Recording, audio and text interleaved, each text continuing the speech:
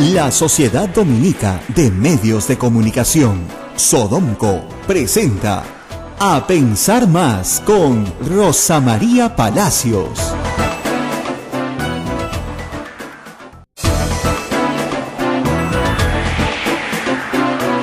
8 en punto de la mañana, amigos y amigas, bienvenidos. Esta es una nueva emisión de A Pensar Más con Rosa María Palacios, que llega desde Ecuador con novedades, Rosa María. Desde Quito. Muy buenos días, amigos, y bienvenidos nuevamente a esta edición de A Pensar Más, aquí en Lima, Perú, transmitiendo para toda nuestra red y por supuesto para el mundo entero.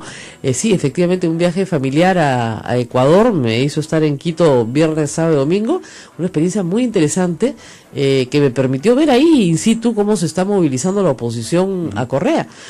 Tú sabes, todos los días hay, en las tardes, y en las tardes llueve, grupos como piquetes de personas que protestan delante del Consejo Nacional Electoral. Yo llegué a Quito con la idea de que la elección de Lenín Moreno era ya un hecho consumado, ¿no? Y sin embargo, se sigue exigiendo el reconteo de votos, se sigue exigiendo un resultado más transparente. De hecho, es un pedido del candidato opositor, sí, Guillermo Lasso, sí, que incluso ha mencionado el término fraude en más de una ocasión. Por supuesto.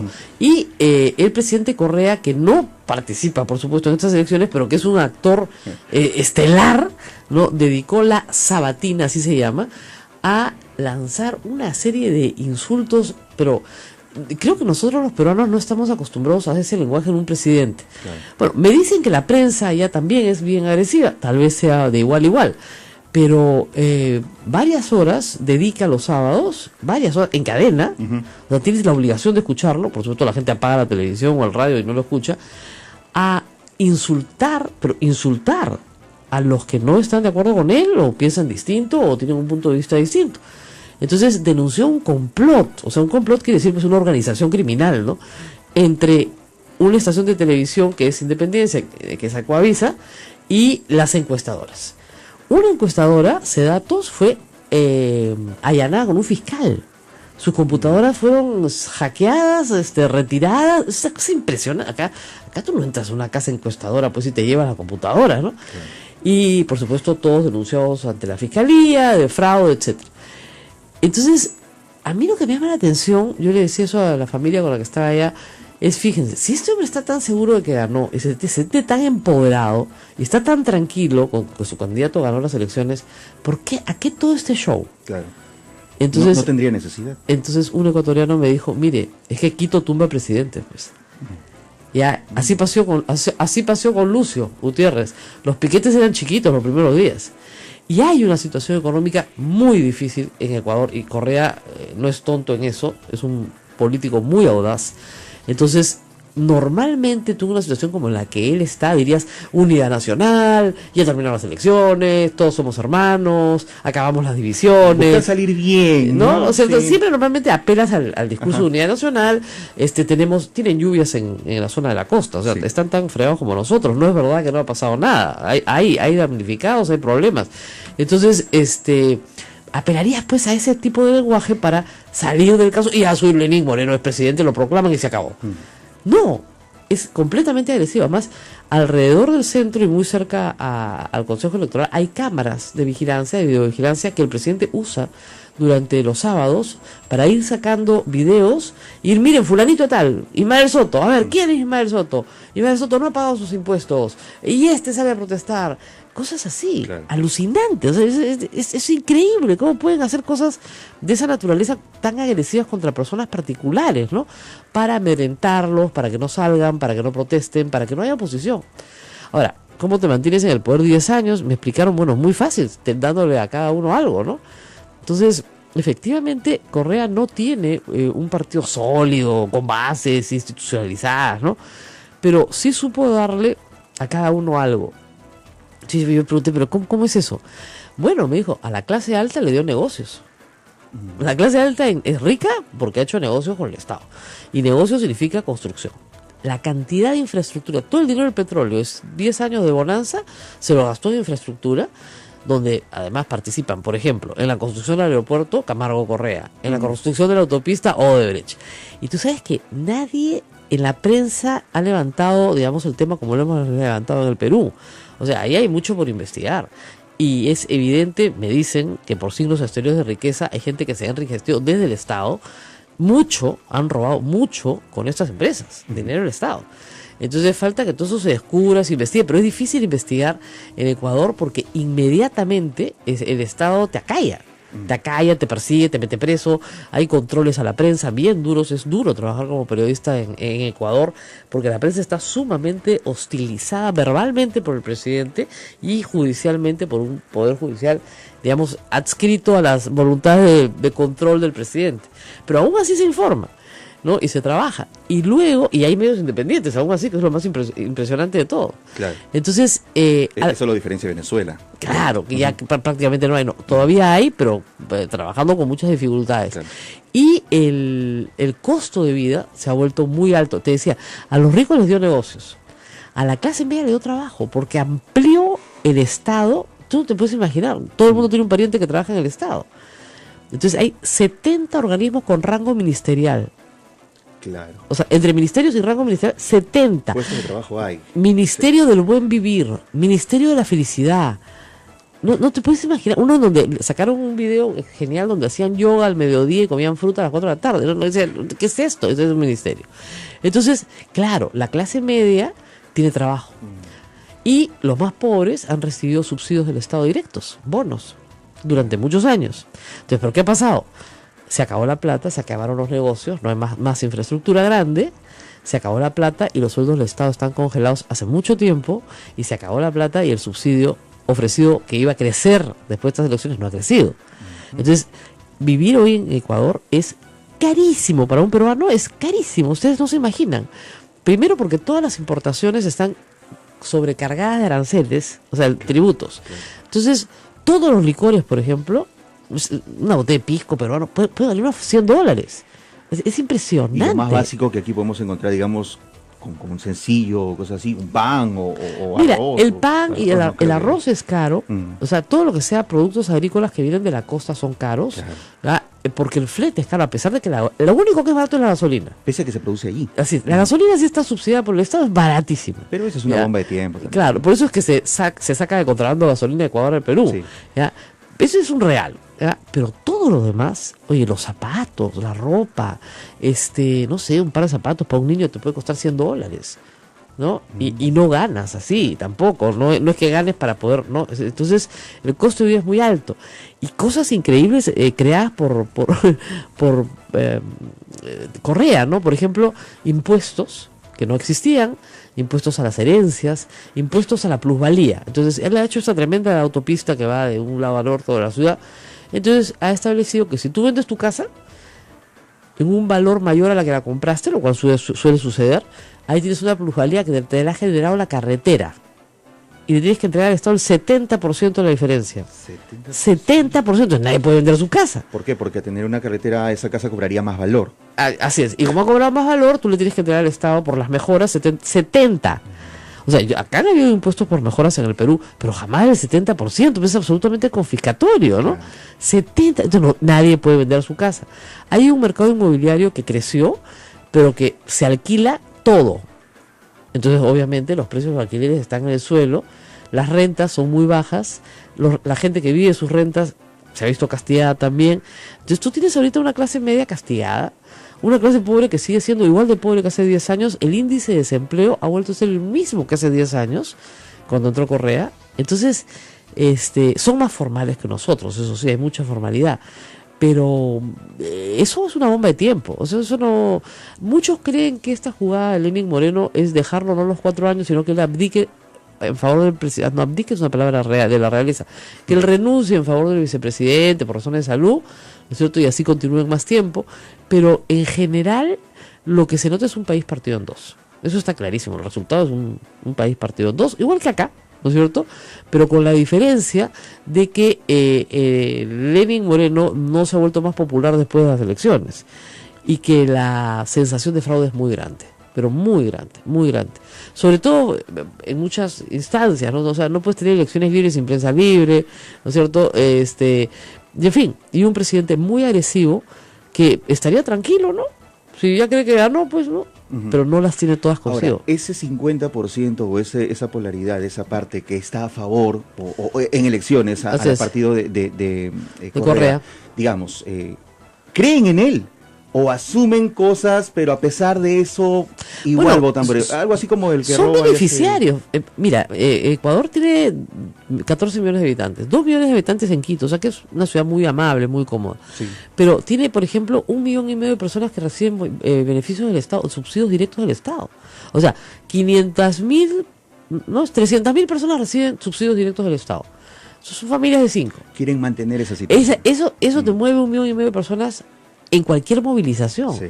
En cualquier movilización. Pueden llenar una plaza en 5 minutos. ¿Ya? Porque tienen una clientela. Es lo que me decían. Él ha sabido darle, ¿no? Los empleados públicos igual. Los empleados del Estado quieren seguir en este Estado burocrático gigantesco que les permite tener trabajo. O sea, pues que venga alguien y decirle que va a tener un Estado más pequeño, en el sentido de menos burocracia, digamos, significa menos puestos de trabajo. Ni hablar. Claro. Ni hablar. Entonces, hay un grupo de gente que vive de ese Estado creado por Correa, y es un Estado asistencialista, un Estado supuestamente redistributivo, ¿no es cierto? Pero con un estándar, con un costo de vida muy, muy alto. Pero muy alto. Además, que quiere ser controlado de la forma en la que se hizo acá en los 80s, que ya sabemos que no funciona, y 70s y 80s. Aranceles muy altos, entonces no hay una industria local pequeña, mala y protegida, que te vende caro, claro, porque el otro es más caro. Que eso es lo peor que puedes hacer. Eso hace que los precios no bajen para nadie. Control de precios, se persiguen a los especuladores, las mismas tonterías que proponen a veces acá. ¿Ya? Eso es una tontería, eso no funciona, el mercado no funciona así. No es el sistema económico actual tampoco. Ahora, lo que me sorprendió es que no hubiera tanto contrabando, ¿no? Porque normalmente al toque surge, acá en Perú, el mercado negro al día siguiente. Encontré en el centro, sí, cosas que yo sabía que eran de procedencia peruana, que te las vendían a $1 a la mano, ¿no? Pero poco contrabando para la cantidad de diferencia de precio que hay, porque es un Estado muy policial, pero muy policial. Mira, no te imaginas, te pueden denunciar por cualquier cosa. Entonces, pero por cualquier cosa. Entonces, viven muy atemorizados de ser denunciados. Y como el presidente aparece pues denunciando a ciudadanos comunes y corrientes en televisión, cualquiera se siente hostigado. Claro. Entonces es un Estado muy policial. Yo me sorprendí bastante. Más formal que el nuestro en general, hay más formalidad, pero además un país dividido también, porque la costa ha votado en un sentido y la sierra ha votado en otro sentido, pero completamente distinto. Entonces, interesante. Ecuador es siempre un país interesante para los peruanos. Ahora, hermoso, digamos, la geografía. Quito se parece mucho a los cusqueños que nos están escuchando, al Cusco, se parece mucho al Cusco. El casco viejo, digamos, de la zona central de Quito, tiene, por supuesto, una iglesia de la Compañía, una iglesia de San Francisco con una plaza preciosa, una catedral también importante, ahí la misma distribución, ¿no? El Cabildo, el Palacio de Gobierno, la catedral, que para cualquiera que esté en una ciudad andina, pues es perfectamente familiar, sí, ¿no? Entonces, y un centro bien cuidado. Un centro muy bien cuidado. Qué ejemplo. Deberían pasearlo por ahí a Castañeda todas las semanas. Fíjense, las casonas antiguas, con una mano de pintura, ¿no es cierto? Les ponen maceteros con geranios, nada más. Y claro, bueno, llueve. Entonces al llover todo se pone verde, todo se limpia, las calles están muy limpias. Ahora, ves cosas, disculpen ahora, pero ves cosas que no deberías ver. Yo estaba ayer a las 10:30 de la mañana en el centro, al lado del convento de Santa Teresa, de no de Santa Teresa, sino es el convento de las Carmelitas, donde la prostitución se ejerce a plena luz del día. Y tú ves que no es una prostitución de élite, no, es gente que seguramente tuvo un pasado mejor, pero que tiene un presente bien duro. Es prostitución de pobreza, ¿eh? Y ya, o sea, alto que te das cuenta, ¿no? Entonces esas son unas señoras, porque eran mujeres mayores, ofreciendo sus servicios. Y yo no me di cuenta, estaba parada junto a una de ellas, y mi marido me llamaba a la otra esquina y me decía, le estás malogrando el negocio. ¿Ya? Yo no creo que me reclamen a mí ningún servicio, le digo, pero no estoy compitiendo. Pero en varias esquinas alrededor del convento, ya a las 10:30 de la mañana. Y además ayer era Domingo de Ramos y el centro de Quito estaba cerrado a los automóviles, era peatonal, muy cómodo, entonces muy bonito, y además cientos de gente caminando con sus palmas y todo, ¿no? Entonces tú dices, ¿qué está pasando acá? Y esa es pobreza. Eso es pobreza. Y ambulantes en cantidad en el centro, que obviamente son, me imagino, ilegales, prostitución, ambulantes en el centro de Quito, patrimonio de la humanidad, muy bien cuidado, pero al mismo tiempo estos contrastes, ¿no? Entonces acá está pasando, acá la están pasando duro, como en Venezuela la están pasando duro también, ¿no? Sí, claro. Y este fin de semana para Venezuela, mientras yo estaba ahí con Capriles suspendido 15 años para el ejercicio de la función pública, pues es ridículo, ¿no es cierto? Y ya tú dices en qué momento va a caer este gobierno. Ese ya tiene que caer una manifestación gigantesca este fin de semana, y que van a continuar, ¿no? Ahora, ya con la asamblea abierta, están viendo sanciones contra Maduro, ojalá las puedan imponer, pero la verdad es que es bien fascinante lo que pasa a nuestro alrededor. Uno regresa a Lima pensando, ay, mira, somos bastante exigentes, no nos ha sido tan mal, ¿no? Tenemos un congresista gracioso que dice que leer produce Alzheimer, pero es lo máximo que nos pasa, ¿no? Y una congresista que quiere controlar los medios y estuvo acusada por extorsionadora cuando era periodista, ¿no? Eso es lo máximo que nos pasa, ¿no? Ahora, hay que decir que el congresista bienvenido pidió disculpas. Este fin de semana pidió disculpas, dijo que no se supo explicar, lo cual nos queda clarísimo. Sí. Porque, ¿te acuerdas que insistió? Que sí, había una fuente. Le pedían la fuente, si nunca la reveló. No, pues, porque cuando tú afirmas una cosa, sí, tienes que tener una documentación, claro, una revista médica, una investigación científica, ¿no? El estupor del congresista Guido Lombardi. No, lo mejor de ese video es la cara de Guido Lombardi. Yo lo conozco a Guido, y claro, es muy expresivo, ¿no? Sí, no podía, en sus gestos, dejar de expresar lo que estaba sintiendo. O sea, es decir, ¿qué le pasa a este sujeto? ¿Cómo puede exhibir una ignorancia de ese calibre, no? Lo más divertido de los memes era la cara de Guido Lombardi. Y luego, bueno, ayer la denuncia de Cuarto Poder es una denuncia vieja, por cierto, prescrita, pero que da cuenta del carácter de una persona que utilizó el periodismo, ¿no es cierto?, para extorsionar. Y eso hay que decirlo con todo cariño a todos nuestros amigos en Lima, pero sobre todo en provincias y sobre todo en radio. Sabemos muy bien que esa no es una práctica que sea inexistente, ¿no? No podemos decir esto no existe, jamás se ha dado. No, yo voy y hago muchos trabajos de capacitación. Felizmente he tenido la suerte de trabajar en temas éticos con colegas de todas las ciudades del Perú casi. Y entre nosotros pues ya se habla con franqueza, ¿no? Claro. Y tú dices, oiga, la noticia no se vende, pues, es la primera cosa que ahí todos aplauden, pero ese es uno de los temas centrales. Y en este caso, el denunciante logró acreditar que había sido extorsionado, y lo que hicieron la señora congresista y su padre es dilatar la acción para que prescriba. Nunca fue absuelta, nunca fue juzgada, nunca hubo un proceso. Se parece a ciertos fujimoristas, por cierto, o Alan García, no, pero el denunciante afirma enfáticamente que fue insultado sin causa alguna, una y otra vez, y los insultos están ahí, ¿no es cierto? Chinista le decía, ¿no? Buen insulto, chinista. Entonces, no es posible que una persona que haya tenido esa conducta quiera pasar una ley donde ningún acusado por corrupción, investigado por corrupción, podríamos haberlo, si lo hubieran empleado extorsionadores, por ejemplo, ningún extorsionador puede trabajar en un medio de comunicación, eso estaría muy bien. Tendría que probarse que en sí lo es, ¿no? Claro, y no puede postular al Congreso tampoco, claro, ¿no? Entonces, pero son cosas pues que los votantes no saben, porque no se hacen evidentes en el momento, porque con 2 meses no es posible hacer evidente.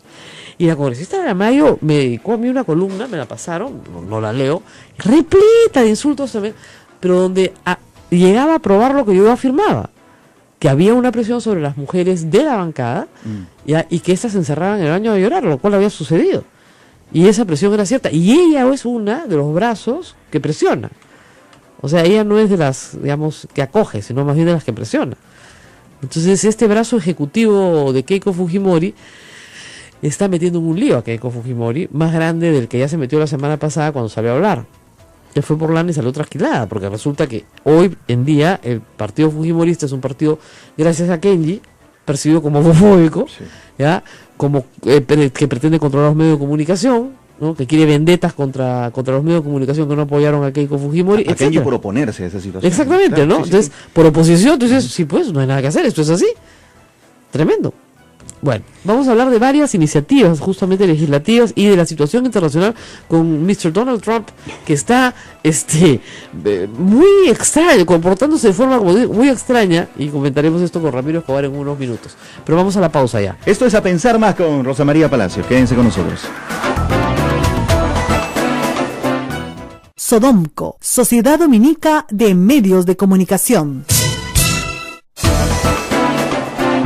8 de la mañana, 21 minutos. Esto es A Pensar Más con Rosa María Palacios. El presidente regional del Callao, Félix Moreno, cumple prisión preventiva en estos momentos, Rosa María. Así es, esa es la noticia del día sábado, donde finalmente se acordó que las acusaciones contra Félix Moreno, que están basadas ya en 2 testimonios, no solamente en uno, del colaborador eficaz o de la persona, no sabemos si tienen categoría de colaboradores eficaces o no, además, esta fuente brasileña, fue corroborada por el señor Gil Chavit, quien él sí solicitado colaboración eficaz y ha dicho que ha estado presente en reuniones que confirman lo afirmado por la fuente brasilera, que señalan que el señor Félix Moreno pidió y recibió $2 millones de coima por la construcción de la costanera de Odebrecht, dinero que fue derivado, según el señor Gil Chavit, a el señor Fabre, cosa que le ha negado en todo momento, y reclamando él un porcentaje por haberlo puesto en contacto con Odebrecht.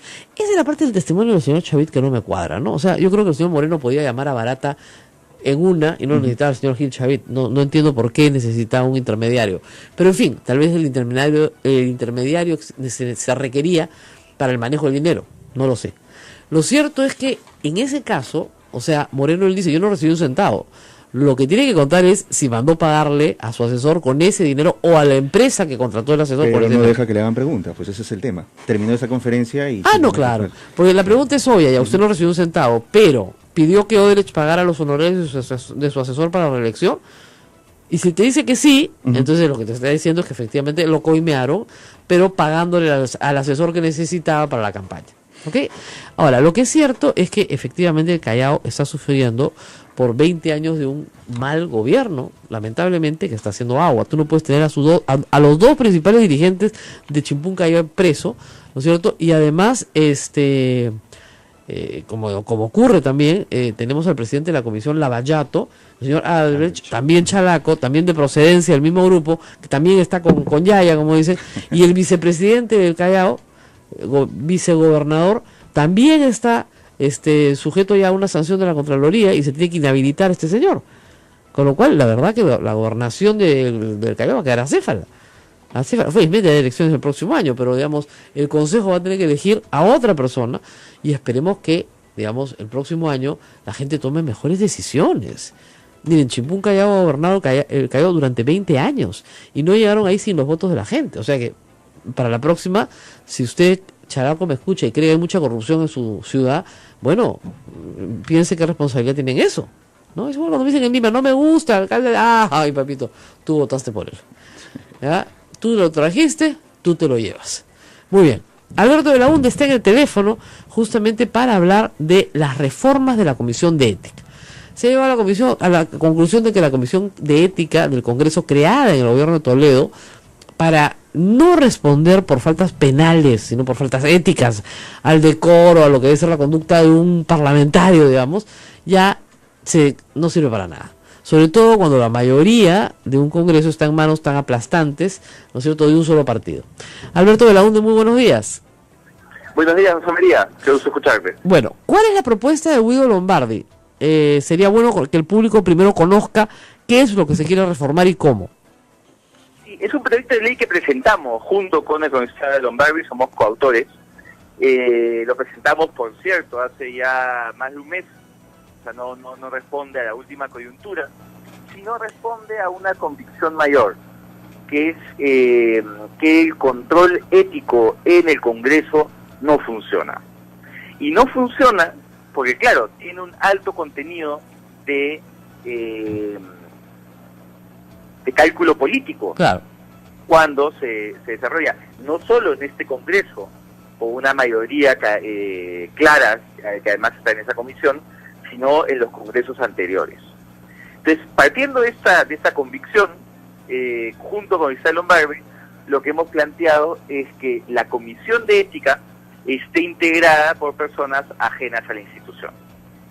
2 personas de sociedad civil, uno elegido por la Defensoría del Pueblo y otro en el seno del Acuerdo Nacional, del Fondo del Acuerdo Nacional, uno elegido por un profesor principal de una facultad de Derecho licenciada por la SUNEDU, un ex congresista y un ex presidente del Congreso que la presidiría, con la idea de que los informes y análisis que haga esta comisión pasen al Pleno, con lo cual no hay problema con que no tenemos mandato, digamos, no tenemos sujeción o se está afectando la independencia, nada de eso es un problema en este caso, porque van a seguir siendo los congresistas los que finalmente decidan. Claro, porque a mí, Alberto, lo que me preocuparía de este esquema, que dudo que el fujimorismo quiera aprobar, por cierto, es que haya una especie de falta de respeto a la Comisión de Ética. Es decir, los congresistas digan, perdón, yo soy una persona elegida por el pueblo y a mí no me puede investigar y juzgar finalmente, aunque sea un juicio moral, un extraño que no ha sido elegido por el pueblo. Investigación. Que por cierto, además, los congresistas podremos tener toda la autonomía que nos da la Constitución, pero estamos sujetos a la ciudadanía a la que representamos. Entonces, digamos, evaluación igual recibimos, pero no en un cauce institucional. Entonces, la idea aquí sería que existe ese cauce constitucional que permita sobre todo la valoración de hechos y la aplicación o la sugerencia de aplicación del derecho. Porque lo que sucede el día de hoy es que encontramos que no hay criterios claros en la Comisión de Ética, que se aplican determinados criterios si eres de una bancada y otros si eres de otra. Entonces la idea es que toda esa valoración puede estar en manos de terceros que no estén en el día a día. Contaminados por la política. Ahora, ellos harían una recomendación y el Pleno es el que decide finalmente. Efectivamente. De esta manera salvamos cualquier tipo de objeción constitucional que puede existir a la propuesta. Claro, porque oiga, un extraño no elegido no puede juzgar a pares, ¿no? Entonces, de ninguna manera. Exactamente. Entonces, la idea es que la Comisión de Ética se traslada en su investigación, digamos, como tenemos en la prensa del tribunal de... Exactamente, por una cosa muy sencilla, que claro. Es un trabajo técnico que no debe estar manchado el componente político y el componente de los votos, de quién tiene la mayoría. Ahora, es una institución, la Comisión de Ética y las sanciones, que propone poco entendida, le digo, por la población. A veces, por ejemplo, hay casos delictivos, ¿no? Absolutamente claros, ¿no? Y el Congreso... Y además, no toda falta ética es un delito. Así es, por supuesto. Pero hay algunos que sí son un delito. Entonces, la primera reacción del público es: qué barbaridad. Ha cometido este delito y le han aplicado 120 días de sanción. Entonces, no, la sanción es mientras se tramita su desafuero, ¿no es cierto? Así es. Pero a veces no se entienden los procedimientos. Porque son sanciones de naturaleza distinta. Exactamente. Se está protegiendo bienes jurídicos distintos. Claro, a ver, digamos, para que la gente entienda, por ejemplo, no sé, el congresista Urtecho, ustedes recuerdan, ¿no es cierto? Acusado de robarle a sus empleados parte de su sueldo, ¿no? Eso es un hurto agravado y además con consecuencias de falco o malversación, en fin, delitos graves. Por supuesto se le puso la sanción. En el delito hay un grupo de personas agraviadas que son parte de su sueldo robado, y el Estado como tal, porque se trata de un delito penal. Claro, entonces la Comisión de parte del Congreso, claro, la sanción ética se da por el daño a la confianza que esto implica hacia la figura del Congreso y hacia la ciudadanía. Así es. Entonces son sanciones de naturaleza distinta, porque es que se puede sancionar el mismo hecho dos veces. Ahora, pasemos a un caso más sencillo, ¿no es cierto? El congresista Bruce pide resguardo para un negocio particular, ¿no es cierto? Entonces, está mal, él ya pidió disculpas, efectivamente es un error, un congresista con papel del Congreso, en fin, no puede pedir resguardo para un negocio. No se ha cometido delito alguno. Exactamente. Pero hay un problema de confianza que se da para la ciudadanía, entonces por eso pasa a la Comisión de Ética. Que claro, acá la discusión, y es un muy buen ejemplo respecto al uso político de la comisión. Así es. Acá la comisión le está proponiendo que se ponga la máxima sanción, lo cual es ridículo, pues, porque si al que está sacando porque ha cometido un delito le pones la máxima sanción, no le puedes poner a uno que no ha cometido un delito la máxima sanción. Exactamente, porque además hemos visto que a congresistas que han mentido en su hoja de vida se está planteando sanciones menores. Así es. Entonces hay un problema que es un principio que tus oyentes tienen que tener muy claro, que es el principio de proporcionalidad. Así es. La sanción no puede ser mayor a la falta cometida. de buscarse un Ahora, equilibrio. para eso tienes que tener pues cierta jurisprudencia, que ya debería tenerla, porque la Comisión de Ética funciona desde el gobierno de Toledo. Estamos hablando del año 2002 o 2003 que se crea. Hay antecedentes que van en esa línea. Así Hay es. gente que ha sido amonestada. Y también lo que se requiere es un auténtico código de ética. Esa es la propuesta que tengo desde la campaña. Y ya. Que Sí, viendo hay un código de ética muy sencillo, ¿no? Muy malo. Sencillo es un adjetivo generoso, Rosa María. Es muy malo. Sí. Cualquier código de ética, por ejemplo, de abogados, Sí. tiene un capítulo entero que desarrolla el tema del conflicto de interés. Por ejemplo, Cuando es un aquí conflicto de solamente interés hay un artículo sobre- muy vago, ¿no? muy vago. Muy vago. Y de otro lado te dicen cuándo es un conflicto de interés sobreviniente, cuándo es un conflicto de interés potencial, Así es. cuándo es excusable, cuándo no es excusable. Todo un desarrollo conceptual absolutamente fundamental que aquí no existe. Ahora, hay que decir una cosa, que el código de ética de la administración pública en general tampoco tiene ese desarrollo. Lo que sucede es que hay una idea de los códigos de ética como si fuese un manual de buena conducta, Claro. una aspiración deontológica. Y no, los códigos de ética en el mundo, y acá Beatriz Boza ha tenido un estupendo desarrollo de la propuesta de código de ética de abogados de Sí. la Universidad Católica. El código de ética es como cualquier cuerpo normativo, algo que tiene que ser muy preciso, muy desarrollado y con un objetivo absolutamente claro, que es tutelar la confianza de la ciudadanía en sus representantes. Así es. Sí, bueno, yo enseño ética, así que algo sé del tema. Y es muy complicado. El problema es que a veces es efectivamente, no puede ser como dicen siempre, un código ya absolutamente casuístico, porque finalmente no va a cubrir todas las situaciones posibles. Y para eso necesitas un tribunal que tenga criterio. Pero Basta con que se desarrollen los principios de manera adecuada. exactamente. Y el resto, la casuística se encarga con jurisprudencia clara, Claro. efectivamente. Ahora, todo lo que estamos diciendo funciona cuando hay buena voluntad, pues ¿no? Sentido del deber, patriotismo, etcétera. Pero ¿qué viabilidad real le ves al proyecto con 72 congresistas del fujimorismo que no van a querer soltar el poder que tienen ahora Mira, Rosa manejando? María, te voy a ser absolutamente sincero. Si no logramos que se investigue un caso escandaloso de pedofilia, como el caso del sodalicio, si no logramos que se proteja en lo más mínimo, que es el respeto a la vida y la no discriminación, a la población gay, en ambos casos porque el fujimorismo no lo acepta, yo dudo muchísimo que un caso que los interpela tanto como el control ético del Parlamento vaya a tener éxito.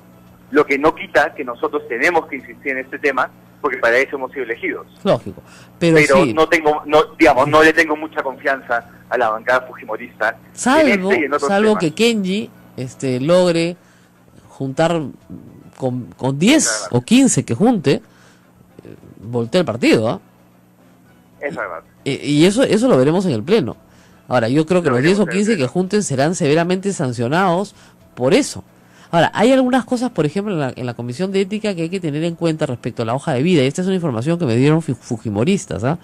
La hoja de vida, en el caso del fujimorismo, no la llenan los postulantes, la llena el personero.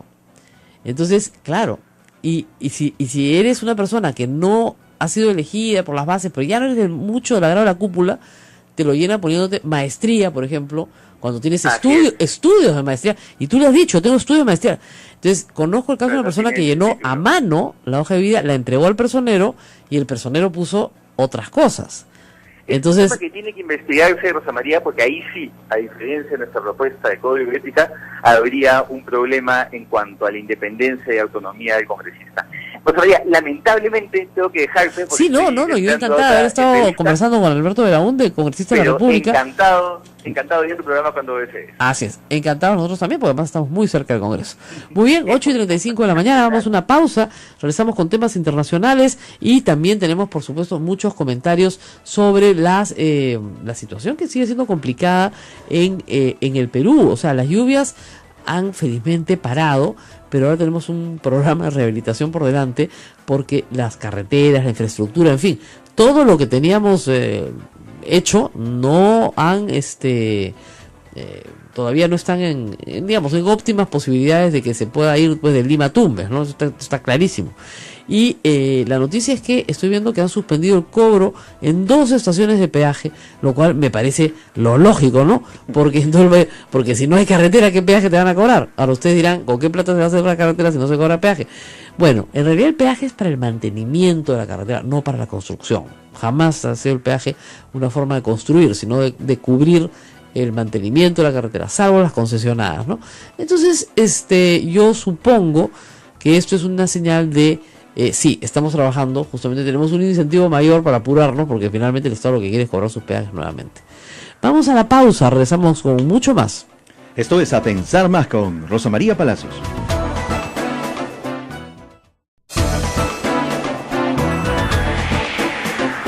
8:40, esto es A Pensar Más con Rosa María Palacios. Vamos ahorita con el congresista, con nuestro invitado Ramiro Escobar, pero que estábamos comentando acá fuera del aire, un caso muy curioso que es el caso de la congresista García de Piura, caso conocido como que ha mentido en su hoja de vida, que se le tiene que aplicar sanciones, y que ahí si el fujimorismo no se hace problemas, ¿no?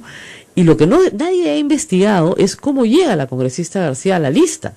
La congresista García llega a la lista del fujimorismo litigando contra el fujimorismo.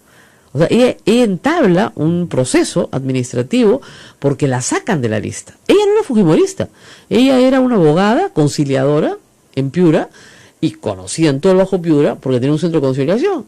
Y le dicen, ¿por qué no te presentas en las elecciones internas? Entonces ella se presenta, gana, arrasa, pero a la hora de la inscripción no le inscriben a ella, sino al esposo de un alcalde.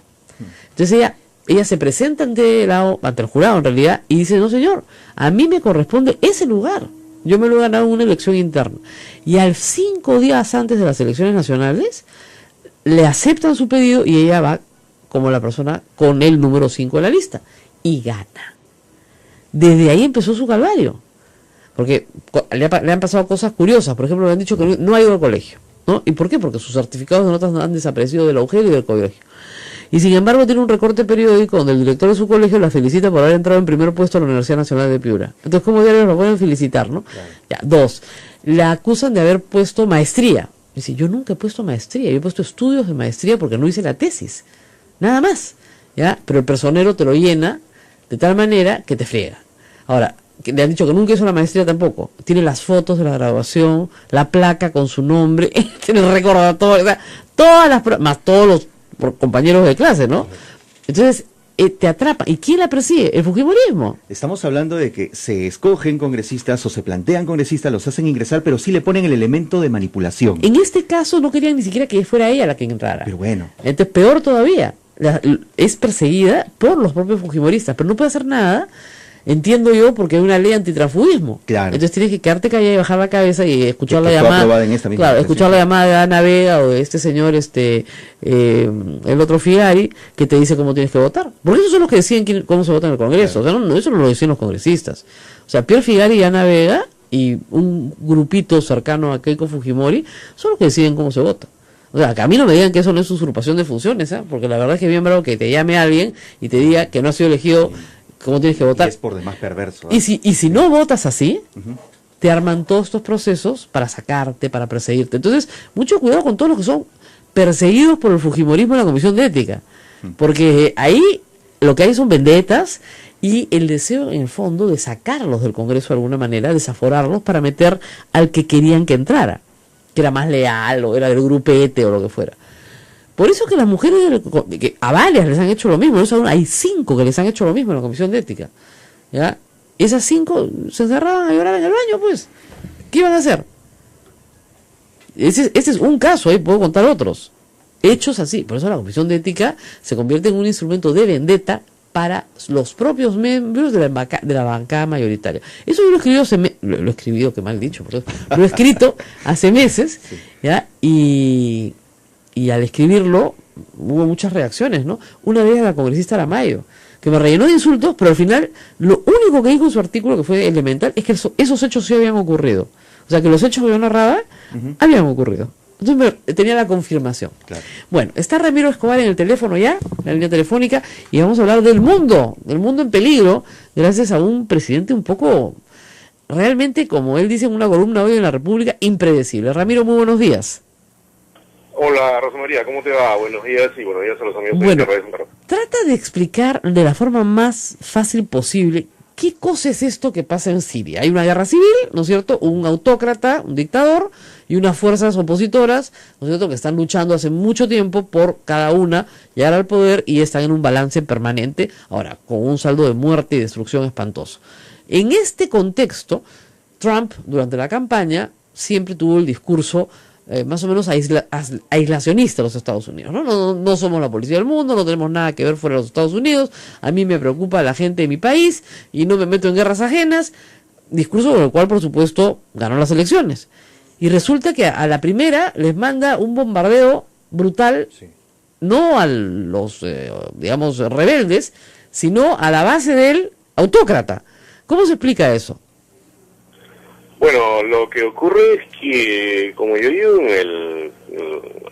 el artículo que publico hoy en La República, y es un hombre impredecible, sumamente ególatra, y que creo que está funcionando, y probablemente siga funcionando en la lógica de cómo acumula poder, recupera oxígeno y se reposiciona políticamente en un momento en el cual estaba con una popularidad bastante baja, ¿no? El Trump, amigo de los rusos, digamos, más preocupado por los granjeros de Kentucky y que insultaba a la OTAN, de pronto ha pasado a ser un Trump belicoso, que juega la guerra, que insiste en que Bashar al-Assad tiene que salir del poder prácticamente de modo militar, es lo que está diciendo, si no va a salir políticamente es que lo van a tener que sacar con las armas. Entonces creo que eso responde a que él no tiene un norte muy claro en cuanto a políticas de Estado, sino tiene probablemente sí un interés supremo en mantenerse en la cúspide de la política norteamericana, cosa que había perdido en los pocos meses que ha pasado de que asumió el poder, y de hacer maniobras que puedan ser capitalizadas políticamente de manera rápida al interior de Estados Unidos y en el escenario global. Increíblemente Angela Merkel, que no era su íntima precisamente, y la propia OTAN, que había sido insultada por él, apoyan esta medida, porque claro, ¿quién va a oponerse a una respuesta contra un ataque? Claro, o sea, en realidad sigue jugando para adentro, ¿no es cierto? Políticamente juega para adentro, es decir, ¿quién no se va a oponer a que haya una sanción a un país que usa armas químicas para matar niños, ¿no? Entonces, exactamente, y eso creo que lo impulsa a tomar esa decisión es que por el momento van en esa lógica, pero de pronto en otro momento camina en otra lógica, considera que hay que virar para otro lado y probablemente lo va a hacer. Ahora, lo que pasa es que ya cuando prendes un fósforo de esta naturaleza, ya no sabes cuáles van a ser las consecuencias, ¿no? Entonces, el horizonte temprano, si quieres, de un ataque de este calado seguido de otros, es que Siria pueda convertirse en otro Irak, que no es precisamente un logro de los norteamericanos. Ahora, y viendo Siria internamente, Bashar al-Assad es el autócrata, el dictador de Siria, muy bien. Este gobernante tenía el apoyo de Rusia y de Irán. Así es. Eso era clarísimo. Y Trump es amigo de los rusos, ¿no es cierto? Entonces, claro, ¿qué hace bombardeándole, ¿no es cierto?, la base al amigo de los rusos? Claro, hay quienes hablan, como habrás leído, escuchado, de una manipulación súper siniestra, una suerte de teoría de la conspiración consistente en que Rusia y Estados Unidos han armado esto, uno para vender armas y el otro para ganar políticamente, pero yo sinceramente creo que se debe más a lo que estaba comentando hace un momento, ¿no? Esta suerte de interés supremo de Trump de no perder puntos. Entonces, ahora, si Rusia responde de manera furiosa, ¿qué es lo que se va a meter en un problema también? Va a quedar como, digamos, el malo de la película, ¿no? Y de pronto Trump, algo así como el héroe del lejano oeste, ¿no? Claro. Y creo que los rusos van a medir su respuesta, pero... Claro, porque Rusia rápido, ¿no? Y China e Irán apoyan, ¿no es cierto?, a Bashar al-Assad y están apoyándolo contra las fuerzas rebeldes. Si no lo hubieran apoyado, o si Rusia no se hubiera metido, probablemente Bashar al-Assad hubiera sido derrocado, ¿no es cierto? Ahora, con China hay que hacer una puntualización, Rosa María. China es un país que evita meterse en un conflicto bélico directamente. Así es. Y siempre el arma de guerra, digamos, de los chinos, entre comillas, es la economía. Lógico. ¿No? Entonces ellos no van a apoyar abiertamente a nadie, pero lo que han dicho en ese caso es que Siria es un país soberano y han recomendado a paciencia oriental, digamos, a Estados Unidos. Claro. Pero Rusia claramente se apoya a Siria por una razón que es fundamental y que hay que visibilizar en este momento, ¿no? Ellos tienen una base militar en Tartus, un puerto de Siria que está en el Mediterráneo y que mira a Europa. Entonces, para ellos es una ficha regional importante para los rusos, ¿no? Hablando de Siria, ¿esta guerra civil ya tiene más o menos cuántos años? Desde el 2011, ¿no? Así es. Y es una guerra civil que no se resuelve. O sea, no hay un bando que quiere derrocar a un presidente efectivamente autócrata y otro bando que es el que maneja el Estado, que se defiende con ferocidad, y en medio de los dos las ciudades pues están completamente destruidas. De Alepo no queda nada. Entonces, y por supuesto generan una situación de refugiados gigantesca sobre Turquía y sobre el resto de Europa. Esa es la razón por la que el resto de Europa interviene en esta guerra civil, porque la situación de refugiados se la tienen que comer ellos, por decirlo. Ahora, la pregunta es, ¿por qué se mete Estados Unidos? Mira, Estados Unidos siempre ha tenido distancia severa, digamos, con el régimen sirio. Lo consideran un aliado de Irán. Irán es un enemigo histórico de Estados Unidos desde que entraron los ayatolás, ¿no? Obama había evitado meterse justamente porque preveía que podía haber desenlaces muy serios e incontrolables, ¿no? Y el otro factor que hay que tener en cuenta es que en Siria en este momento está actuando el Estado Islámico, ¿no? Entonces, o el llamado Estado Islámico. Entonces, supuestamente la intervención de Estados Unidos es acabar también con el Estado Islámico. Pero claro, pero el Estado Islámico es el que combate a Bashar al-Assad, por eso es que es el amigo de los rusos y de Estados Unidos. O sea, el autócrata era mejor que los rebeldes que tenía al frente, porque los rebeldes que tenía al frente estaban absolutamente mimetizados con el Estado Islámico, ¿no? Entonces, claro, lo que ocurre es que en Siria no hay un solo grupo armado que enfrenta al gobierno, son más de 100. Más de 100, ¿no? Ah, bueno. Es una cosa impresionante, y entre ellos mismos hay conflictos, ¿no? Hay conflictos. O sea, si hay una unidad en el... Claro, porque en esto se podría haber resuelto con la intervención de Naciones Unidas, diciendo se convocan elecciones democráticas y se instala una democracia en Siria. Mira, si fuera tan simple como ocurrió en Centroamérica, que había, digamos, una guerrilla con nombre y apellido que se enfrentaba al gobierno en El Salvador, por ejemplo, sentados en una mesa a negociar a los dos y podían llegar a un acuerdo como efecto ocurrió. Claro. En ese caso, o sea, tienes grupos yihadistas, tienes el Ejército Libre Sirio, que es un frente entre los propios grupos yihadistas, hay rencillas, hay enfrentamientos, ¿no? Hay grupos que quieren controlar la lucha contra Bashar al-Assad. Entonces, el propio gobierno de Bashar al-Assad está apoyado por la guerrilla, el brazo armado del partido político libanés Hezbollah, está apoyado por Irán y por Rusia. Entonces es una suerte de olla de grillos en donde es difícil jalar el hilo del laberinto, y ahí supone un acto como este es muy riesgoso, ¿no? Ahora, Siria tenía restricciones, o sea, el gobernante sirio tenía restricciones muy claras de Naciones Unidas sobre el uso de armas químicas, eso es verdad, y Rusia tenía que hacer cumplir esas restricciones, es decir, requisar cualquier material bélico que tuviera como fin el uso de armas químicas, y la acusación a Rusia es que falló en esa misión. Así es, la idea era que Rusia podía propiciar una transición política salvándole, digamos, el pellejo político al Assad, salvándolo prácticamente de terminar muerto, ¿no? Exactamente. Entonces, para eso habían acordado con los sirios que las armas químicas no se volverían a usar en un incidente que hay en el 2003. No, eso no ocurre porque es incontrolable, los dos frentes de batalla son incontrolables, y porque no es posible, digamos, frenar algo cuando no tienes una sola cabeza, sino tienes varias. O sea, de pronto el gobierno sirio, siendo bien pensante, puede decir, bueno, ya no hagan eso, pero hay grupos que lo apoyan, ¿no? Que están en otra lógica y que no van a detenerse porque hay un cálculo político de una de las potencias. O sea, cuando se desata la espiral de la guerra, es muy difícil que alguien se ponga en el medio y una vez que abren las compuertas de la violencia, claro, ya es muy difícil controlarla. Y además uno ve las imágenes de las ciudades completamente destruidas como si fueran ciudades de la Segunda Guerra Mundial, ¿no? Y claro, uno dice, ¿quién puede estar tan loco de generar todo esto, no? y sin embargo esa es la situación en Siria. Es una guerra civil donde han muerto miles de personas y han huido millones de personas, y la situación no se resuelve en 6 años.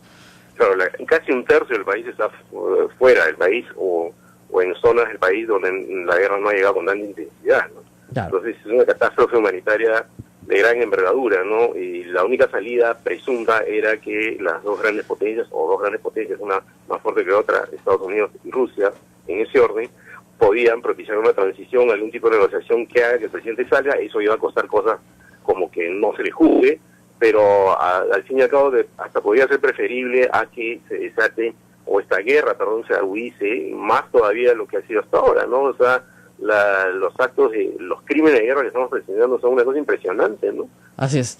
Sí, no, es terrible, es terrible. Bueno, muy bien, muchísimas gracias a Ramiro Escobar, que nos ayuda a entender cosas que son inentendibles. Ahora Estados Unidos quiere que Al-Assad se vaya, ¿no es cierto? Entonces, y su propia embajadora lo ha dicho públicamente, la embajadora ante Naciones Unidas lo ha dicho: no hay ningún tipo de solución política en Siria si Al-Assad continúa al frente del régimen. Listo. Ahora, eso es esta semana, ¿no? No sé qué va a pasar. De repente la próxima dicen otra cosa. Sí, claro, ¿no? Antes la política exterior de los Estados Unidos era un poco más estable, ¿no? Claro, tenía una dirección. Tú sabías que Bush con toda su locura se iba por acá, tú sabías que Obama era prudente, claro. Tú sabías que papá Bush era aún también prudente como Obama, pero en otro estilo. Pero esto es una cosa que tú no puedes prever, ¿no? Así es. Bueno, impredecible Trump, como siempre. Gracias, muchísimas gracias a Ramiro Escobar, y nos toca hacer la última pausa del programa y regresamos con ustedes. No se muevan. Sodomco, Sociedad Dominica de Medios de Comunicación.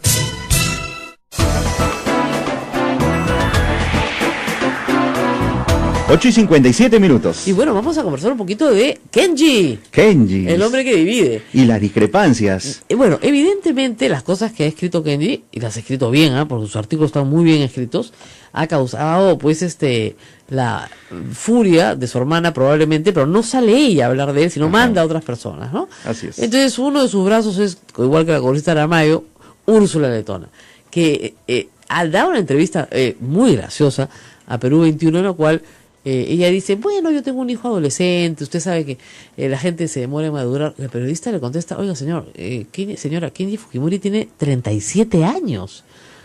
Bueno, que no todos maduran, no todos maduran igual. 37 años y lo consideran pues adolescente. Inmaduro es lo que está diciendo. Entonces, el congresista más votado del fujimorismo para la congresista letona es un congresista inmaduro, ¿ya? Pero lo cierto es que se opone a todas las cosas que el fujimorismo ha presentado como propuesta. Ahora, a lo largo de la entrevista siempre se encarga de decir en todo momento que son más de 72 parlamentarios, y él es uno de ellos. Sí, o sea, lo ningunea de plano y claramente. Yo creo que esa es una mala estrategia que hay con Fujimori, porque yo estoy convencida que todas estas congresistas de las que hemos hablado, maltratadas, vejadas, se van con Kenji cuando él diga. Pero cuando él diga. Y además hay varios congresistas que en varios de los temas propuestos han tenido que borrar sus tweets, ¿no es cierto? Pero se pusieron al lado de Kenji Fujimori. O sea, en el tema del sodalicio, varios. ¿Cómo es posible que una organización proteja a un pedófilo? ¿No es cierto? Una organización política, claramente. ¿Cómo es posible que una organización política quiera bajarse los decretos legislativos que penalizan los crímenes de odio, que aumentan la pena los crímenes de odio? Que en el Perú hay. Que no es que no haya crímenes de odio, por supuesto que hay. Te matan por... ¿No te acuerdas las bandas de matacabros que había? Disculpen la grosería, pero así se usaba. Entonces, eso tiene que acabar con una penalización muy severa. ¿Ya? Eso no quieren.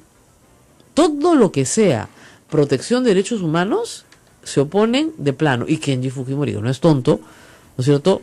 Aparece además, un video en el que aparezco yo también. ¿Me has visto cantando? ¿Ah? ¿No has visto? Una sola fuerza. Salió el video el día viernes en la noche. Claro, el de la campaña, ¿no? El de la campaña, y salgo de la mano con Augusto Álvarez cantando. Ahora, yo no sabía que iban a aparecer todos los políticos, después me lo dijeron. Yo no tengo problema, total es... Una sola fuerza. Exactamente, es una campaña para que la gente done, y no solamente done, sino que tenga, yo creo, que una actitud responsable frente a una emergencia, ¿no? En este momento tenemos una emergencia de dengue, hay una campaña muy, muy importante que tiene que contar con la participación de los afectados, porque si no, la fumigación sola no funciona. O sea, si tú no lavas tu batea, si tú no tapas tu agua, No, te pueden fumigar 100 veces, pero va a venir el mosquito y el mosquito te pone 50 huevos de una, ¿no? Entonces, ese es el problema. Ahora, regresando a Kenji, yo sí creo que nos va a dar mucha más noticia en las próximas semanas. Él ha dicho que no va a revelar su estrategia, pero es evidente que hay una estrategia, claro, sí. Y la estrategia es distinguirse de su hermana. Y distinguirse de su hermana y conseguir alianzas. En la portada del diario La Razón de la semana pasada, el día viernes, yo partí, estaba en el aeropuerto, me la pasó creo que Augusto Álvarez, alguien la retuiteó, y dije, ¿qué cosa es esto? Perdió la brújula, Keiko Fujimori, en La Razón, el diario más fujimorista que pueda existir. Entonces resulta que tal vez no sea fujimorista, sino kenjista.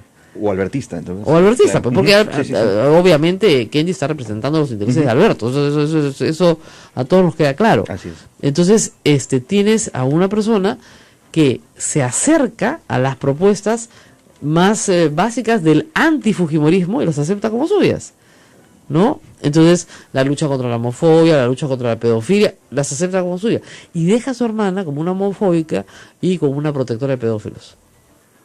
Un genio, Kenji, discúlpeme. Políticamente es el único que está actuando políticamente con sagacidad.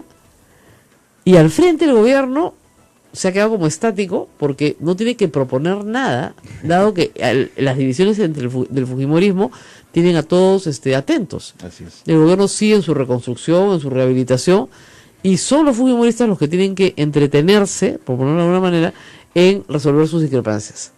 Y esa es la política de estos días. ¿Cuánto durará esto? No lo sabemos. Ahora, lo cierto es que yo lo advertí. Este Congreso se va a derogar uno por uno los decretos legislativos del gobierno. Ya empezaron y van a continuar. Estoy segura que sí. Bueno, esta es una Semana Santa, ¿no es cierto? Empezamos el lunes de Semana Santa, así que nos vamos temprano, ¿no? Nos tenemos que ir a la reflexión 9:02 acá en Lima.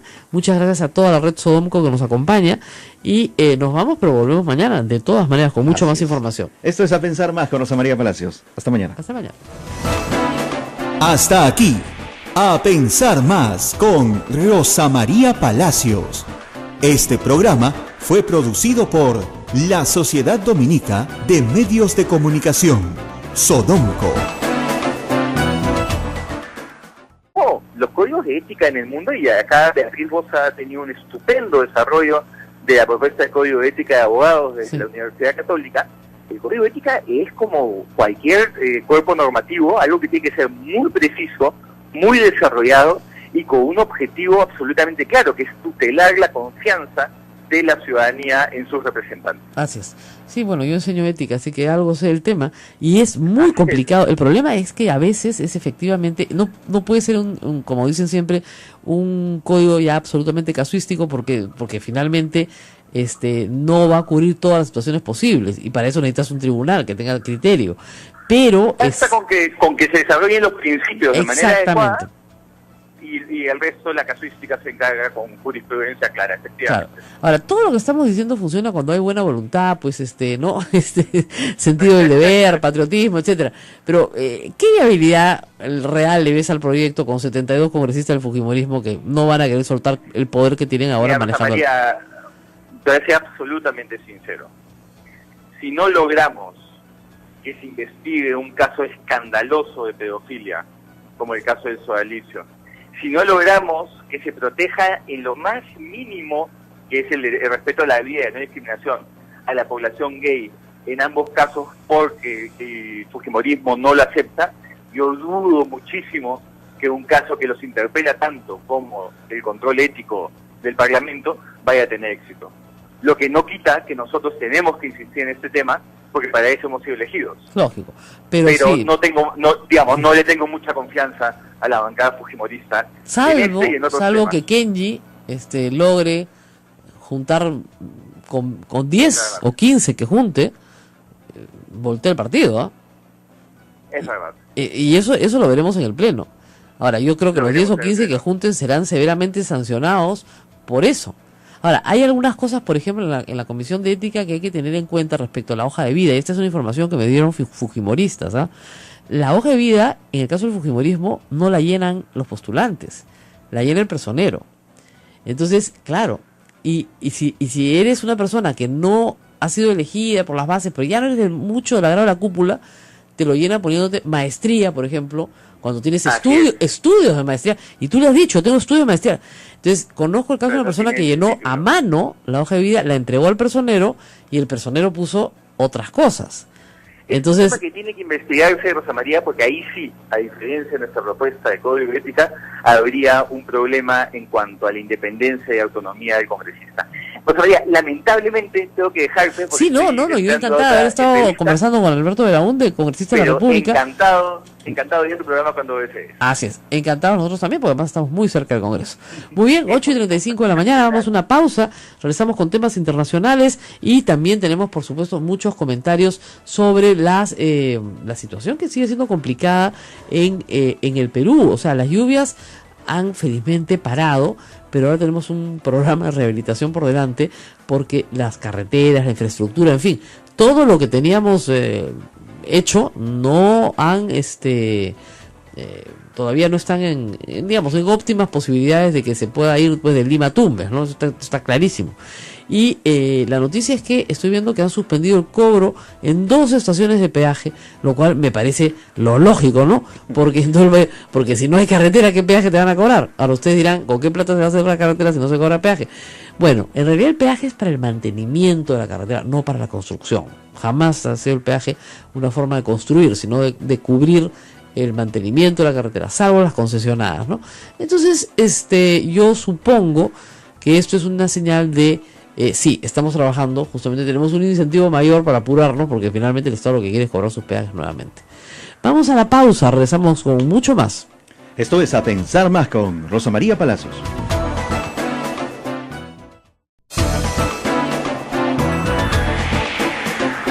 8:40, esto es A Pensar Más con Rosa María Palacios. Vamos ahorita con el congresista, con nuestro invitado Ramiro Escobar, pero que estábamos comentando acá fuera del aire, un caso muy curioso que es el caso de la congresista García de Piura, caso conocido como que ha mentido en su hoja de vida, que se tiene que aplicar sanciones, y que ahí sí el fujimorismo no se hace problemas, ¿no? Y lo que nadie ha investigado es cómo llega la congresista García a la lista. La congresista García llega a la lista del fujimorismo litigando contra el fujimorismo. O sea, ella entabla un proceso administrativo porque la sacan de la lista. Ella no era fujimorista, ella era una abogada conciliadora en Piura y conocida en todo el Bajo Piura porque tenía un centro de conciliación. Y le dicen, ¿por qué no te presentas en las elecciones internas? Entonces ella se presenta, gana, arrasa, pero a la hora de la inscripción no le inscriben a ella, sino al esposo de un alcalde. Entonces ella se presenta ante el jurado en realidad y dice, no señor, a mí me corresponde ese lugar. Yo me lo he ganado en una elección interna. Y al 5 días antes de las elecciones nacionales, le aceptan su pedido y ella va como la persona con el número 5 de la lista. Y gana. Desde ahí empezó su calvario. Porque le han pasado cosas curiosas. Por ejemplo, le han dicho que no ha ido al colegio, ¿no? ¿Y por qué? Porque sus certificados de notas han desaparecido del agujero y del colegio. Y sin embargo tiene un recorte periódico donde el director de su colegio la felicita por haber entrado en primer puesto a la Universidad Nacional de Piura. Entonces, ¿cómo diarios lo pueden felicitar, no? Claro. Ya, 2, la acusan de haber puesto maestría. Dice, yo nunca he puesto maestría, yo he puesto estudios de maestría porque no hice la tesis. Nada más. ¿Ya? Pero el personero te lo llena de tal manera que te friega. Ahora, le han dicho que nunca hizo la maestría tampoco. Tiene las fotos de la graduación, la placa con su nombre, tiene el recordatorio, o sea, todas las pruebas, más todos los compañeros de clase, ¿no? Entonces, te atrapa. ¿Y quién la persigue? El fujimorismo. Estamos hablando de que se escogen congresistas o se plantean congresistas, los hacen ingresar, pero sí le ponen el elemento de manipulación. En este caso no querían ni siquiera que fuera ella la que entrara. Pero bueno. Entonces, peor todavía, es perseguida por los propios fujimoristas, pero no puede hacer nada. Entiendo yo, porque hay una ley antitransfugismo. Claro. Entonces tienes que quedarte callada y bajar la cabeza y escuchar la llamada. Claro, escuchar la llamada de Ana Vega o de este señor, el otro Figari, que te dice cómo tienes que votar. Porque esos son los que deciden cómo se vota en el Congreso. Claro. O sea, eso no lo deciden los congresistas. O sea, Pierre Figari y Ana Vega y un grupito cercano a Keiko Fujimori son los que deciden cómo se vota. O sea, que a mí no me digan que eso no es usurpación de funciones, ¿eh? Porque la verdad es que es bien bravo que te llame alguien y te diga que no ha sido elegido. ¿Cómo tienes que votar? Y es por demás perverso. ¿Eh? Y si no votas así, te arman todos estos procesos para sacarte, para perseguirte. Entonces, mucho cuidado con todos los que son perseguidos por el fujimorismo en la Comisión de Ética. Porque ahí lo que hay son vendetas y el deseo, en el fondo, de sacarlos del Congreso de alguna manera, desaforarlos para meter al que querían que entrara. que era más leal o era del grupete o lo que fuera. Por eso que las mujeres, que a varias les han hecho lo mismo, ¿no? Hay 5 que les han hecho lo mismo en la Comisión de Ética, ¿ya? Esas 5 se encerraban a llorar en el baño, pues. ¿Qué iban a hacer? Ese es un caso, ahí puedo contar otro.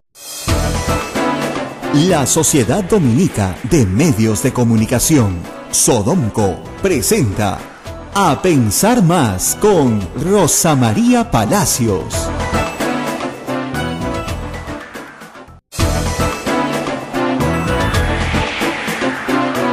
8 en punto de la mañana, amigos y amigas, bienvenidos. Esta es una nueva emisión de A Pensar Más con Rosa María Palacios, que llega desde Ecuador con novedades, Rosa María. Desde Quito. Muy buenos días, amigos, y bienvenidos nuevamente a esta edición de A Pensar Más, aquí en Lima, Perú, transmitiendo para toda nuestra red y por supuesto para el mundo entero.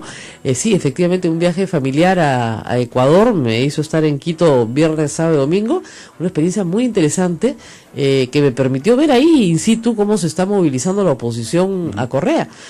Tú sabes, todos los días hay, en las tardes, y en las tardes llueve, grupos como piquetes de personas que protestan delante del Consejo Nacional Electoral. Yo llegué a Quito con la idea de que la elección de Lenín Moreno era ya un hecho consumado, ¿no? Y sin embargo, se sigue exigiendo el reconteo de votos, se sigue exigiendo un resultado más transparente. De hecho, es un pedido del candidato opositor, sí, Guillermo Lasso, sí, que incluso ha mencionado el término fraude en más de una ocasión. Por supuesto.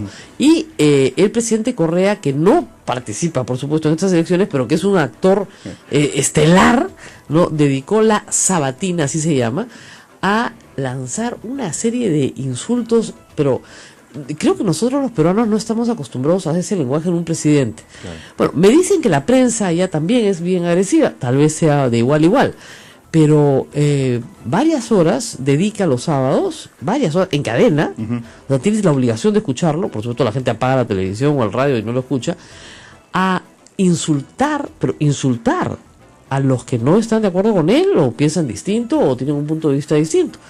Entonces denunció un complot, o sea, un complot quiere decir pues una organización criminal, ¿no?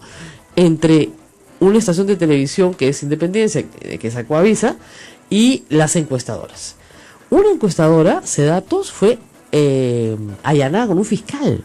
Sus computadoras fueron hackeadas, retiradas. Es una cosa impresionante. Acá tú no entras a una casa encuestadora pues y te llevas la computadora, ¿no? Sí. Y por supuesto todos denunciados ante la fiscalía, de fraude, etcétera. Entonces, a mí lo que me llama la atención, yo le decía eso a la familia con la que estaba allá, es fíjense, si este hombre está tan seguro de que ganó, y se siente tan empoderado, y está tan tranquilo con que su candidato ganó las elecciones, ¿por qué? ¿A qué todo este show? Claro. Entonces, no tendría necesidad. Entonces un ecuatoriano me dijo, mire, es que Quito tumba presidente, pues. Ya, así pasó con Lucio Gutiérrez. Los piquetes eran chiquitos los primeros días. Y hay una situación económica muy difícil en Ecuador y Correa no es tonto en eso, es un político muy audaz. Entonces, normalmente tú en una situación como en la que él está, dirías, unidad nacional, ya terminaron las elecciones, todos somos hermanos, acabamos las divisiones. Busca salir bien, ¿no? O sea, sí. Siempre normalmente apelas al discurso de unidad nacional. Tienen lluvias en la zona de la costa, o sea, están tan fregados como nosotros. No es verdad que no ha pasado nada, hay damnificados, hay problemas. Entonces, apelarías pues a ese tipo de lenguaje para salir del caso, y soy Lenín Moreno es presidente, lo proclaman y se acabó. No, es completamente agresiva. Además, alrededor del centro y muy cerca al Consejo Electoral hay cámaras de vigilancia, de videovigilancia, que el presidente usa durante los sábados para ir sacando videos, miren, fulanito tal, Ismael Soto, a ver, ¿quién es Ismael Soto? Ismael Soto no ha pagado sus impuestos, y sale a protestar. Cosas así, claro. Alucinantes, o sea, es increíble cómo pueden hacer cosas de esa naturaleza tan agresivas contra personas particulares, ¿no? Para amedrentarlos, para que no salgan, para que no protesten, para que no haya oposición. Ahora, ¿cómo te mantienes en el poder 10 años? Me explicaron, bueno, muy fácil, dándole a cada uno algo, ¿no? Entonces, efectivamente, Correa no tiene un partido sólido, con bases institucionalizadas, ¿no? Pero sí supo darle a cada uno algo. Sí, yo me pregunté, ¿pero cómo es eso? Bueno, me dijo, a la clase alta le dio negocios. La clase alta es rica porque ha hecho negocios con el Estado. Y negocio significa construcción. La cantidad de infraestructura, todo el dinero del petróleo, es 10 años de bonanza, se lo gastó en infraestructura, donde además participan, por ejemplo, en la construcción del aeropuerto, Camargo Correa, en la construcción de la autopista, Odebrecht. Y tú sabes que nadie en la prensa ha levantado, digamos, el tema como lo hemos levantado en el Perú. O sea, ahí hay mucho por investigar. Y es evidente, me dicen, que por signos exteriores de riqueza hay gente que se ha enriquecido desde el Estado. Han robado mucho con estas empresas, dinero del Estado. Entonces falta que todo eso se descubra, se investigue, pero es difícil investigar en Ecuador porque inmediatamente el Estado te acalla. Te persigue, te mete preso, hay controles a la prensa bien duros, es duro trabajar como periodista en Ecuador, porque la prensa está sumamente hostilizada verbalmente por el presidente y judicialmente por un poder judicial, digamos, adscrito a las voluntades de control del presidente. Pero aún así se informa, ¿no? Y se trabaja. Y luego, y hay medios independientes, aún así, que es lo más impresionante de todo. Claro. Entonces... eso lo diferencia de Venezuela. Claro, que ya prácticamente no hay. No, todavía hay, pero trabajando con muchas dificultades. Claro.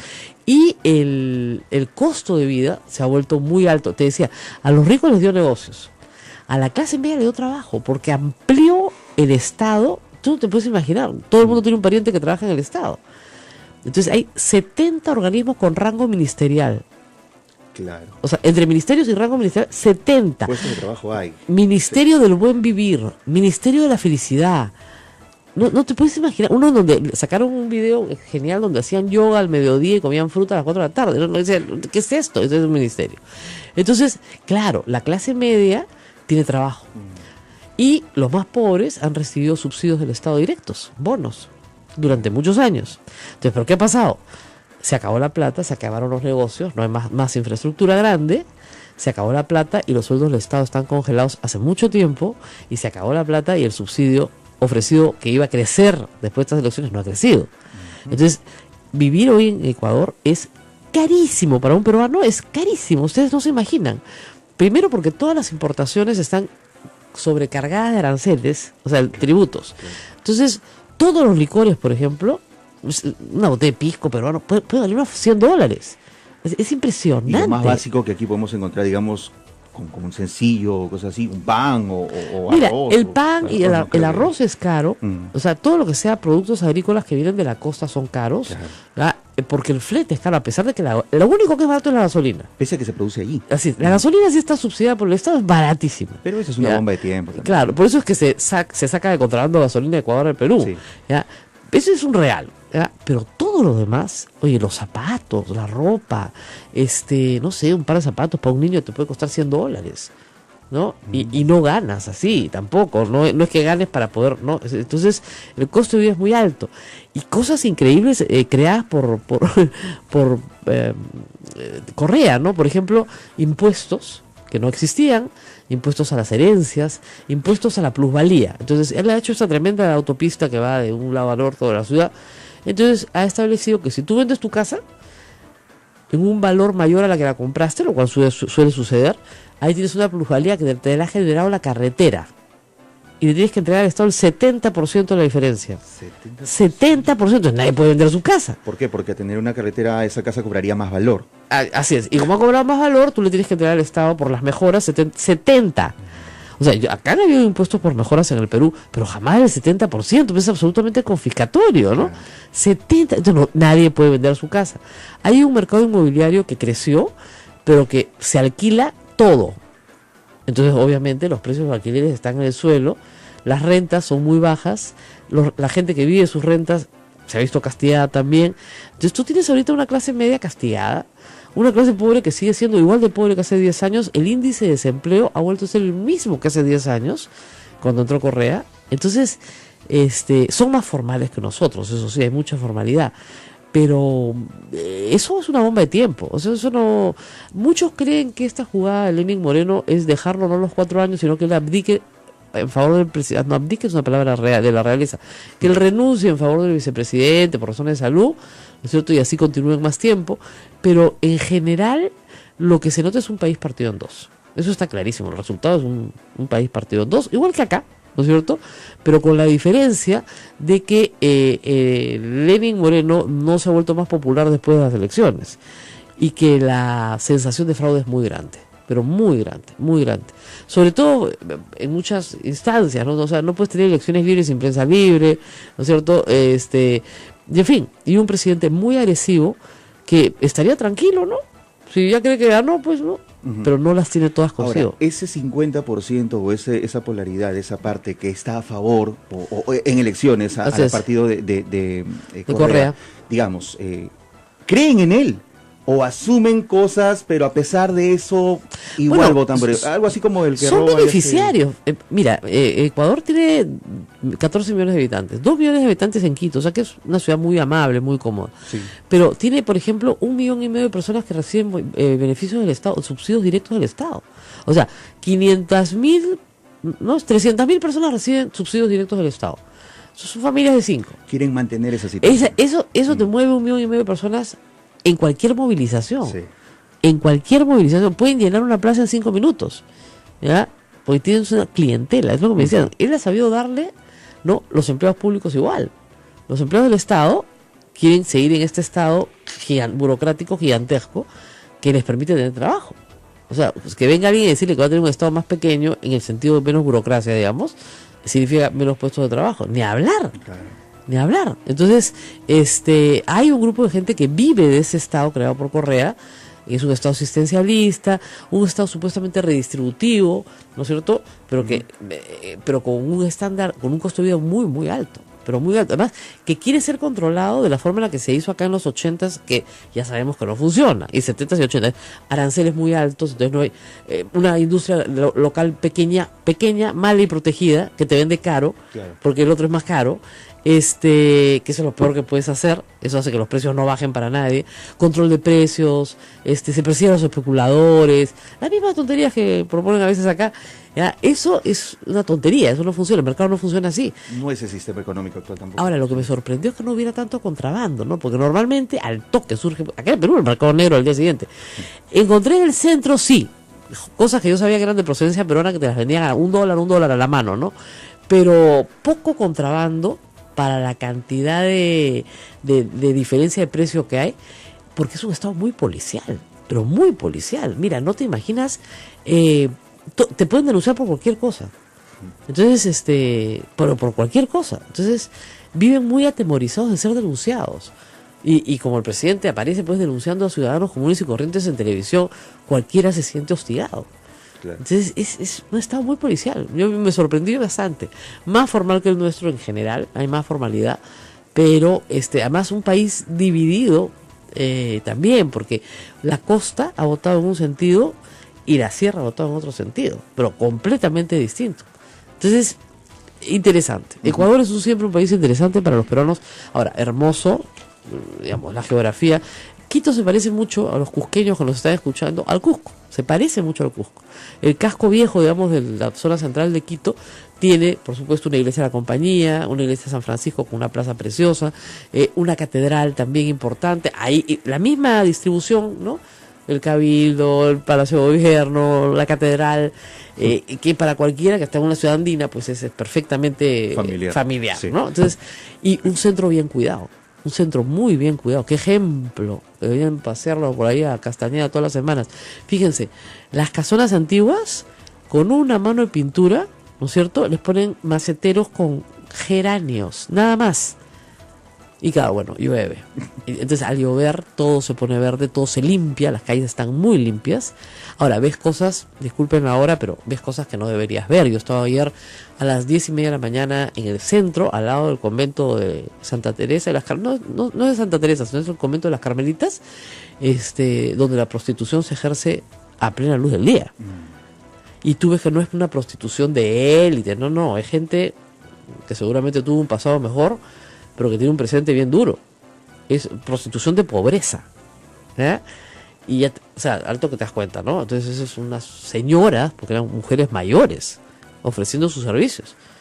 Y yo no me di cuenta, estaba parada junto a una de ellas, y mi marido me llamaba a la otra esquina y me decía, le estás malogrando el negocio.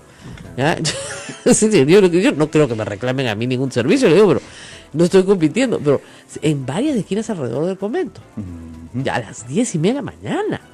Y además ayer era Domingo de Ramos, y el centro de Quito estaba cerrado a los automóviles, era peatonal, muy cómodo, Entonces muy bonito, y además cientos de gente caminando con sus palmas y todo, ¿no? Entonces tú dices, ¿qué está pasando acá? Y esa es pobreza. Eso es pobreza. Y ambulantes en cantidad en el centro, que obviamente son, me imagino, ilegales, prostitución, ambulantes en el centro de Quito, patrimonio de la humanidad, muy bien cuidado, pero al mismo tiempo estos contrastes, ¿no? Entonces acá está pasando, acá la están pasando duro, como en Venezuela la están pasando duro también, ¿no? Sí, claro. Y este fin de semana para Venezuela, mientras yo estaba ahí con Capriles suspendido 15 años para el ejercicio de la función pública, pues es ridículo, ¿no es cierto? Y ya tú dices en qué momento va a caer este gobierno. Ese ya tiene que caer una manifestación gigantesca la de este fin de semana, y que van a continuar, ¿no? Ahora, ya con la asamblea abierta, están viendo sanciones contra Maduro, ojalá las puedan imponer. Pero la verdad es que es bien fascinante lo que pasa a nuestro alrededor. Uno regresa a Lima pensando, ay, mira, somos bastante exigentes, no ha sido tan mal, ¿no? Tenemos un congresista gracioso que dice que leer produce Alzheimer, pero es lo máximo que nos pasa, ¿no? Y una congresista que quiere controlar los medios y estuvo acusada por extorsionadora cuando era periodista, ¿no? Eso es lo máximo que nos pasa, ¿no? Ahora, hay que decir que el congresista bienvenido pidió disculpas. Este fin de semana pidió disculpas, dijo que no se supo explicar, lo cual nos queda clarísimo. Sí. Porque, ¿te acuerdas que insistió? Que sí, había una fuente. Le pedían la fuente, si nunca la reveló. No, pues, porque cuando tú afirmas una cosa así, tienes que tener una documentación, claro, una revista médica, una investigación científica, ante el estupor del congresista Guido Lombardi. No, lo mejor de ese video es la cara de Guido Lombardi. Yo lo conozco a Guido y claro, es muy expresivo, no, sí, no podía en sus gestos dejar de expresar lo que estaba sintiendo. O sea, es decir, ¿qué le pasa a este sujeto? ¿Cómo puede exhibir una ignorancia de ese calibre, no?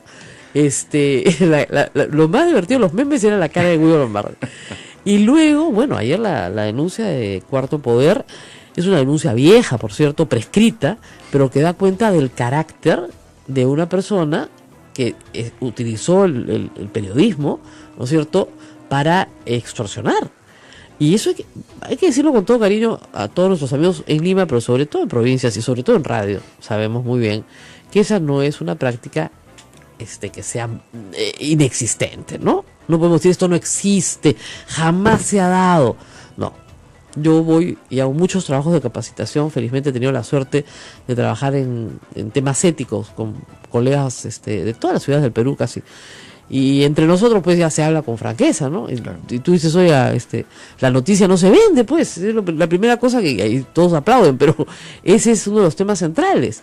Y en este caso, el denunciante logró acreditar que había sido extorsionado, y lo que hicieron la señora congresista y su padre es dilatar la acción para que prescriba.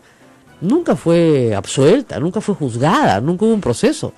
Se parece a ciertos fujimoristas, por cierto, o Alan García. No, pero el denunciante afirma enfáticamente que fue insultado sin causa alguna, una y otra vez, y los insultos están ahí, ¿no es cierto? Chinista, le decía, ¿no? Buen insulto, chinista. Entonces, no es posible que una persona que haya tenido esa conducta quiera pasar una ley donde ningún acusado por corrupción, investigado por corrupción, podríamos verlo, si lo hubieran empleado extorsionadores, por ejemplo, ningún extorsionador puede trabajar en un medio de comunicación. Eso estaría muy bien. Tendría que probarse que en sí lo es, ¿no? Claro, y no puede postular al Congreso tampoco. Claro. ¿No? Entonces, pero son cosas pues que los votantes no saben, porque no se hacen evidentes en el momento, porque con 2 meses no es posible hacer evidente. Y la congresista de Mayo me dedicó a mí una columna, me la pasaron, no la leo, repleta de insultos también, pero donde llegaba a probar lo que yo afirmaba, que había una presión sobre las mujeres de la bancada y que éstas se encerraban en el baño a llorar, lo cual había sucedido. Y esa presión era cierta. Y ella es una de los brazos que presiona. O sea, ella no es de las, digamos, que acoge, sino más bien de las que presiona. Entonces, este brazo ejecutivo de Keiko Fujimori está metiendo en un lío a Keiko Fujimori, más grande del que ya se metió la semana pasada cuando salió a hablar. Que fue por lana y salió trasquilada, porque resulta que hoy en día el partido fujimorista es un partido, gracias a Kenji, percibido como homofóbico, sí, ¿ya? Como que pretende controlar los medios de comunicación, ¿no? Que quiere vendetas contra los medios de comunicación que no apoyaron a Keiko Fujimori, a Kenji por oponerse a esa situación. Exactamente, claro, ¿no? Sí, entonces, sí, por oposición, tú dices, sí, pues, no hay nada que hacer, esto es así. Tremendo. Bueno, vamos a hablar de varias iniciativas justamente legislativas y de la situación internacional con Mr. Donald Trump, que está muy extraño, comportándose de forma como muy extraña, y comentaremos esto con Ramiro Escobar en unos minutos. Pero vamos a la pausa ya. Esto es A Pensar Más con Rosa María Palacio. Quédense con nosotros.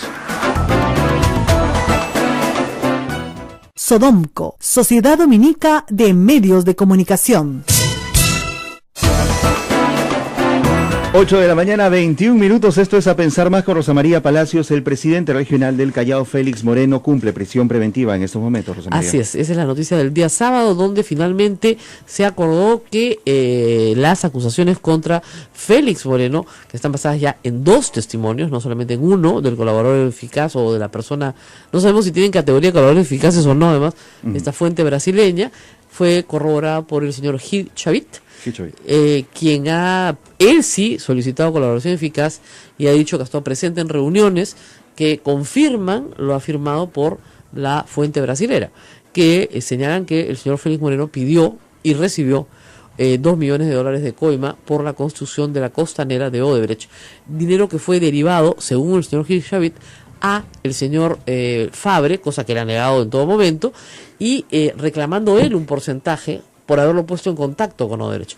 Esa es la parte del testimonio del señor Chavit que no me cuadra, ¿no? O sea, yo creo que el señor Moreno podía llamar a Barata en una y no necesitaba al señor Gil Chavit. No entiendo por qué necesitaba un intermediario.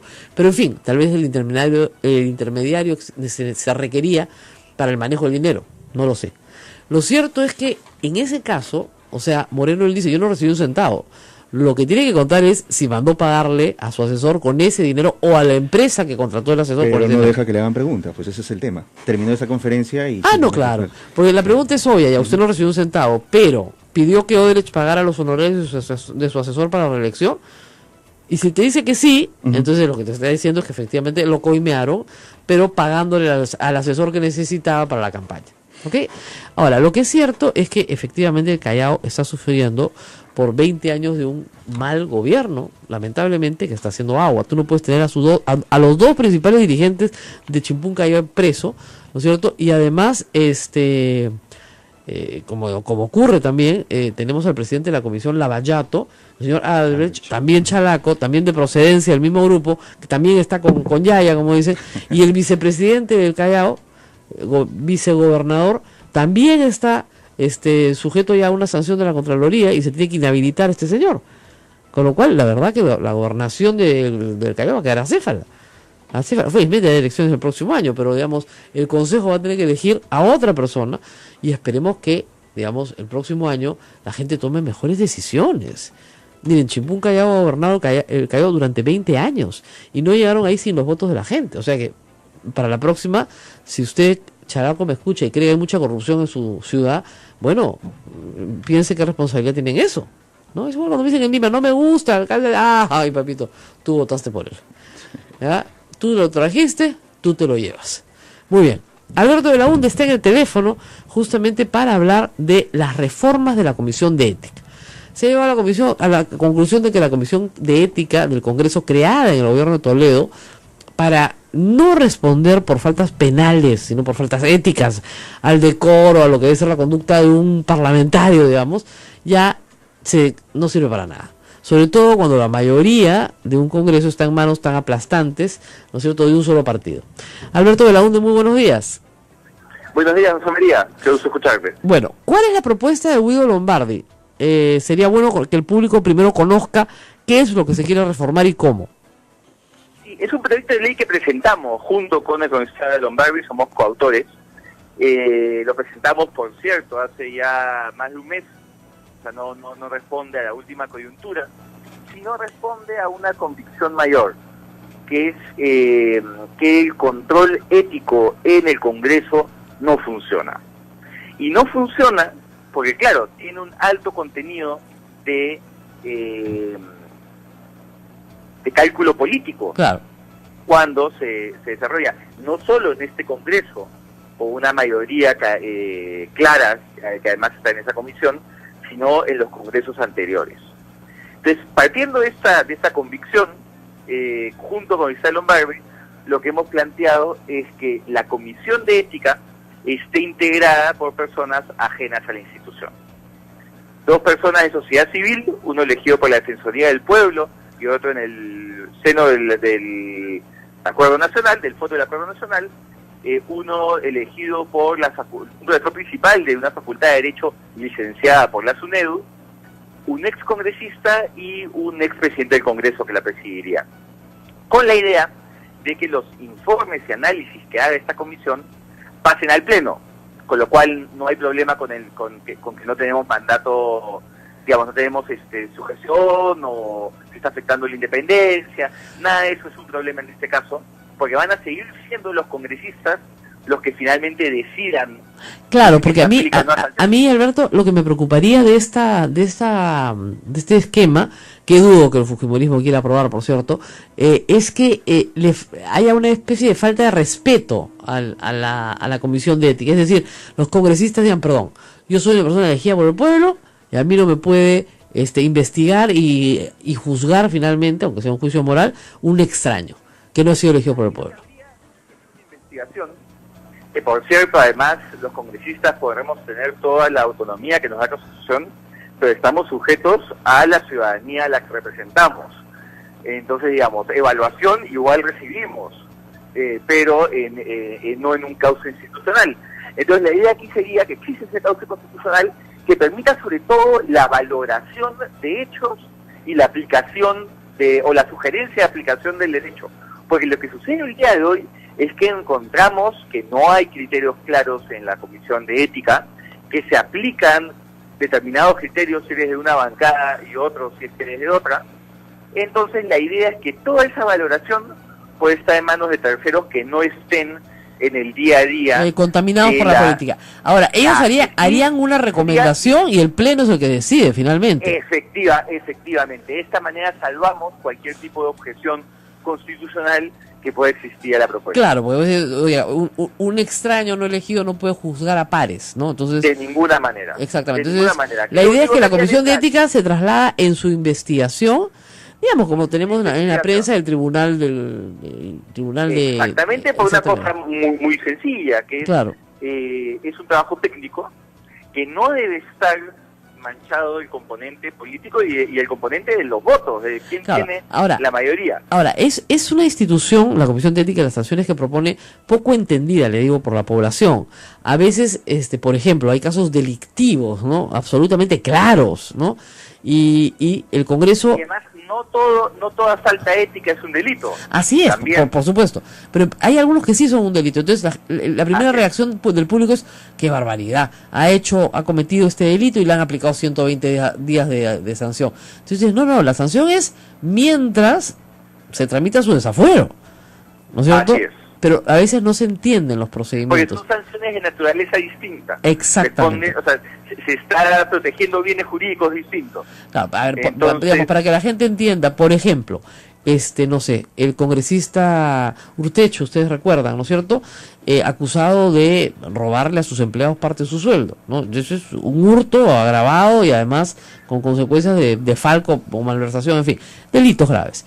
Por supuesto, se le puso la sanción. En el delito hay un grupo de personas agraviadas que han parte de su sueldo robado, y el Estado como tal, porque se trata de un delito penal. Claro, entonces la Comisión de parte del Congreso, claro, la sanción ética se da por el daño a la confianza que esto implica hacia la figura del Congreso y hacia la ciudadanía. Así es. Entonces son sanciones de naturaleza distinta, por eso es que se puede sancionar el mismo hecho 2 veces. Ahora, pasemos a un caso más sencillo, ¿no es cierto? El congresista Bruce pide resguardo para un negocio particular, ¿no es cierto? Entonces, está mal, él ya pidió disculpas, efectivamente es un error, un congresista con papel del Congreso, en fin, no puede pedir resguardo para un negocio. No se ha cometido delito alguno. Exactamente. Pero hay un problema de confianza que se tiene para la ciudadanía, entonces por eso esto pasa a la Comisión de Ética. Que claro, acá la discusión, y es un muy buen ejemplo respecto al uso político de la comisión. Así es. Acá la comisión le está proponiendo que se ponga la máxima sanción, lo cual es ridículo, pues, porque si al que está sacando porque ha cometido un delito le pones la máxima sanción, no le puedes poner a uno que no ha cometido un delito la máxima sanción. Exactamente, porque además hemos visto que a congresistas que han mentido en su hoja de vida se está planteando sanciones menores. Así es. Entonces, hay un problema que es un principio que tus oyentes tienen que tener muy claro, que es el principio de proporcionalidad. Así es. La sanción no puede ser mayor a la falta cometida. Ahora, para eso tienes que tener pues cierta jurisprudencia, que ya debería tenerla, porque la Comisión de Ética funciona desde el gobierno de Toledo. Estamos hablando del año 2002 o 2003 que se crea. Hay antecedentes que van en esa línea. Así es. Gente que ha sido amonestada. Y también lo que se requiere es un auténtico código de ética. Esa es la propuesta que tengo desde la campaña. Y ya. Sí, hay un código de ética muy sencillo, ¿no? Muy malo. Sencillo es un adjetivo generoso, Rosa María. Es muy malo. Sí.